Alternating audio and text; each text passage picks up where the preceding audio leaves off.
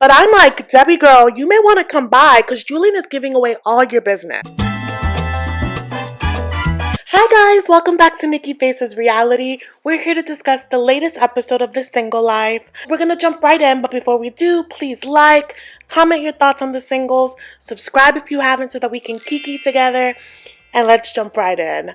Tyray. Tyray is in New Orleans and he is with the boys and he is still hoping to get that first kiss. So they decide to go out dancing and going for drinks. And he's, really trying to get himself out of his comfort zone because outside of his comfort zone is his kiss, okay? Drinks are flowing and so is his confidence. And we see him start off a conversation with this girl named Raina. And I love Tyray's attitude about it. He's like, thick girls are it girls. I know that's right. And they seem to be hitting it off. She's cute. She's giving him flirtatious energy. And so they set a date for the next day. Raina thinks Tyray is cute and that he's a ball of sunshine, which is true. But she says that the ball is in his court. And I don't know if that's going to work, given that Tyray does not know how to do anything. He's never really dated. But he meets her the next day at a house party. And it's a little awkward because, he's trying to hit it off with her. And then his two bodyguards are awkwardly lingering. His brothers. So they're flirting and Tyray's trying to, get a feel as to what she's looking for. And she's blatantly being like, I don't like to look for things. I let relationships find me. And Tyray is nervously nodding, but this is not the vibe that he wants. He wants something certain. He wants to fall in love. But he's leaning hard into this flirty energy. And he's like, oh yeah, I have beads. Do you want my beads? And she's like, you want to give them to me? And he's like, what are you going to do for them? And her reaction, I was like, oh no, oh no, oh no. She didn't like that. And he's like, what are you going to do to get them? And she's like, what? And he gestures a kiss. It's like a kiss on the cheek. And he's like, yeah. And she gave him a pity kiss on the cheek. The second-hand embarrassment that I felt for Tyray, but he's a trooper and he decides to invite her back to the hotel so that they can, hang out by the pool. And she says yes, but it's weird because she's still making flirty comments and it's hard in this moment to read if she's doing it because she likes him or because she's seeing the cameras. You know what I mean? So when they're by the pool, she's asking him light questions like, what kind of meals do you like to cook? What's your favorite animal? And Tyray's like, so what are you looking for in a relationship? What kind of person do you usually go for? And Raina is really trying to dodge these questions, okay? She's like, I'm a free spirit. I can't really, put myself in a box.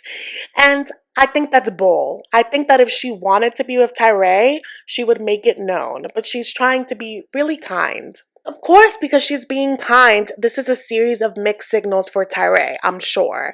And so he still doesn't get that she's not into him in this way. Because then his next question is, so if we hit it off, how would you feel about long distance? And she's basically like, it's too soon to say. Like, I don't really know. And he's again embarrassed because at this point he realizes like, oh, we're not on the same vibe. And he jokes, he's like, okay, well, I'm going to jump in the pool now, face first.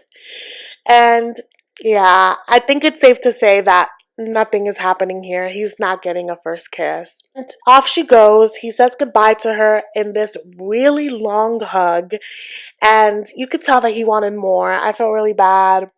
Tyray keeps going on friend dates. No romantic moments yet for our big teddy bear, but I hope that we do get to see him have that before the season is over. But let's move on to the next single. Let's go with Natalie. So as we know, Natalie has broken up with Josh, but she is very much still thinking about him. He's like, every day I miss Josh, every day of my life.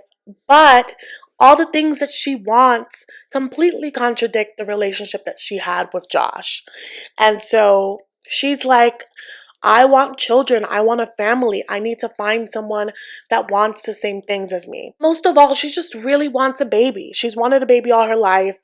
And I'm thinking, okay, she's heading to the clinic to freeze her eggs, to have more options. No, Natalie is here to find out about artificial insemination. She just wants to know all of her options, and we really learned a lot more about Natalie in this episode. She tells us that she experienced a miscarriage with her second husband, and the trauma of losing that pregnancy led her to really lean on her faith. And she spent a lot of time in her church, too much time, to the point that she was, going through the stages of becoming a nun, and her family had to stop her. Can you imagine Natalie as a nun? Natalie just wants to take matters into her own hands, and you can tell, like, this is, a bit of a wound for her. As she's explaining to the doctor, her situation, she chokes up a bit. She's never wanted to be a single mom, but she's 38 and she's like, time is ticking. I need to do something. And the doctor tells her, he's like, yeah, at this age, you really do have to consider your chances. And I forgot to mention that Natalie is at this appointment with her mother. And so anytime the doctor says anything, she's translating things back for her mother. And her mother, I don't know why she's here, because she thinks that she knows everything.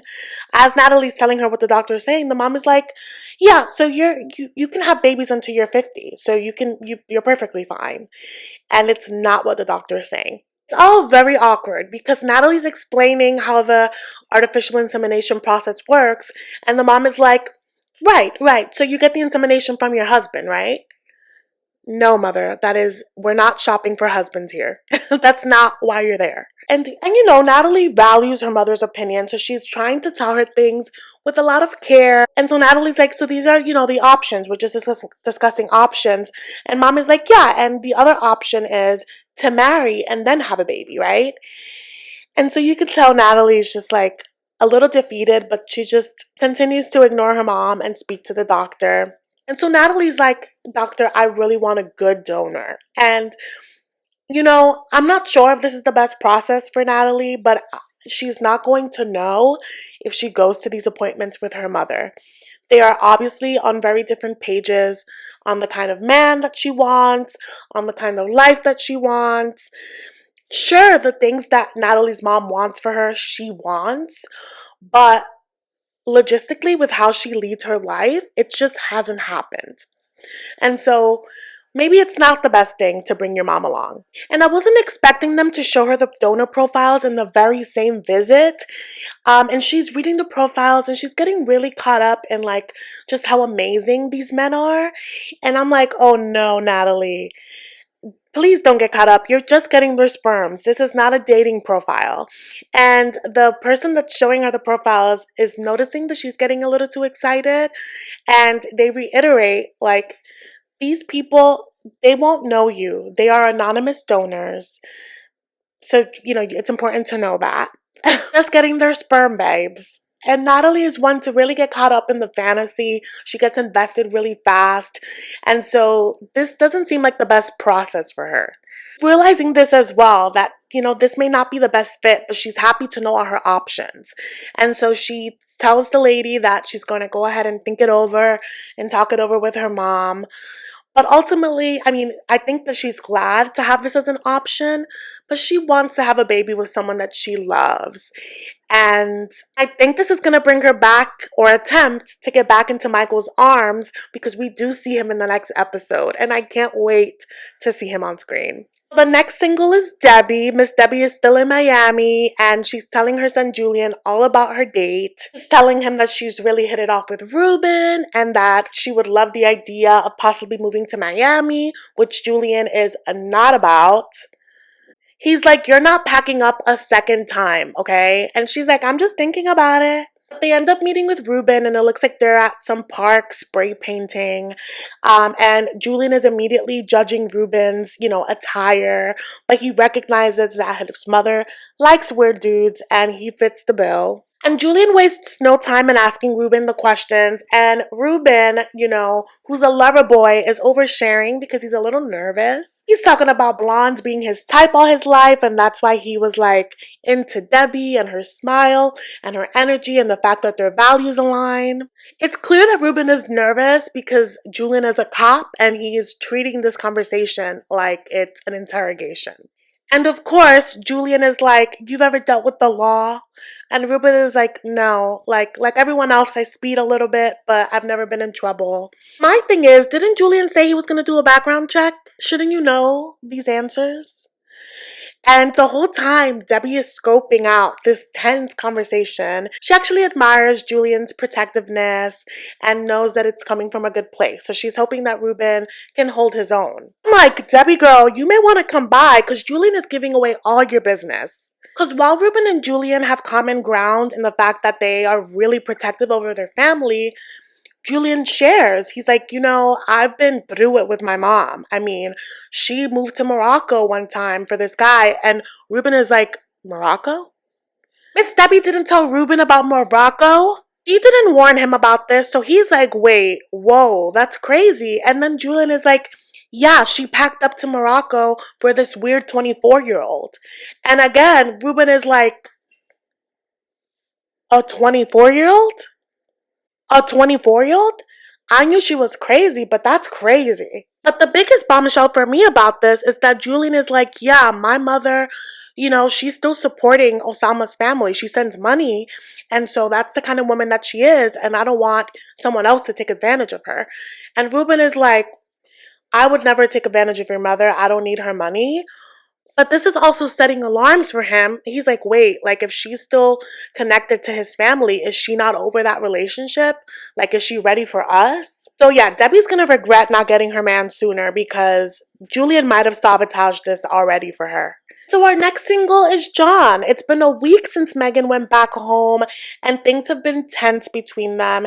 He doesn't really know where they stand and he's been giving her space, but it's been hard. See him meet up with Patrick and Thais to go bowling, and Patrick is, asking about how was this time with Megan, and John is like, not so great after you. Says that they were good until Patrick said the things that he said, and if you remember, Patrick basically said that John is not marriage material and that he's not going to be good to her current child or their future children, and that obviously rattled Megan. Patrick, of course, is backing down on his statement. He's like, I just said the truth.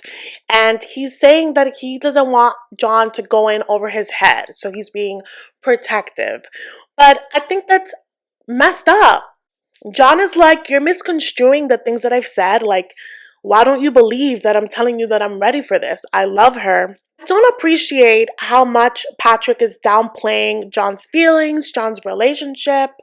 I feel like, sure, you're his brother and you feel like you know him in a certain way, but different people bring out different things, and you don't know your brother in a romantic sense. You don't know how he is as a partner. And maybe he hasn't stepped up because he hasn't had to. I just feel like the way that they speak about him could really mess up his perception of self and what he feels like he's able to do. And again, it's what I've mentioned before in these segments. They won't let him evolve from the archetype that they've have of him in their minds, and it's not fair. And so he's trying to break out of it, and they're like, no, this is who you are, stay there. And he's telling them like, this is someone that I could really see myself building a life with. And they're laughing in his face, practically ridiculing him. Thais joins in on this, literally downplaying him. And when he says that he loves Megan, she's like, you don't know what love is in 6 months. There's no way that you know. There's no way that that's enough for you to move down there. And obviously, these are people that he values. It's his family. But if I were to be speaking to John, I would tell him, John, you are too old to let these people's opinions affect your relationship. Their opinions cannot be a deciding factor. You have to live your life for you. So we see him back at the house and, he's about to FaceTime Megan and he wants to check in on her because he knows that she tends to overthink. He was right because when he calls her, he's like, I've missed you so much. And she's like, really? You have? That's why you really shouldn't give people too much space when you're upset, because he thinks that he's respecting her space, and meanwhile she's spiraling because she doesn't know where they stand. Like, he affirms her in this conversation. He's like, listen, if you will still have me, I want to move down there with you. I want to start a life with you. I want to wake up with you. And you could see just like the light come back to her eyes. She's like, yes, like I want that. That's all I've wanted. It's official. He says that he's going to move down there and that he's going to start packing up his car. Yeah, he says he wants them to start being a family, and I really hope it works out for them. I think we see them together again in the next episode. Obviously, this is going to be new territory for him. It's going to come with hurdles, but I think that if they really do love each other and they communicate, like, this could be a really good thing for him. Yeah, you guys, that was the recap this week. I'm really excited about next week because we're going to get to see Michael. We're going to see Veronica and Jamal post their huge fight. So please make sure to hit the subscribe button so that you don't miss out on any of my recaps. Share, like, comment. Let's grow this community. And yeah, aside from 90 Day Fiancé, I'm also currently recapping Love is Blind. So do check out those videos. And yeah, thank you guys so much for watching. I'll see you in the next one.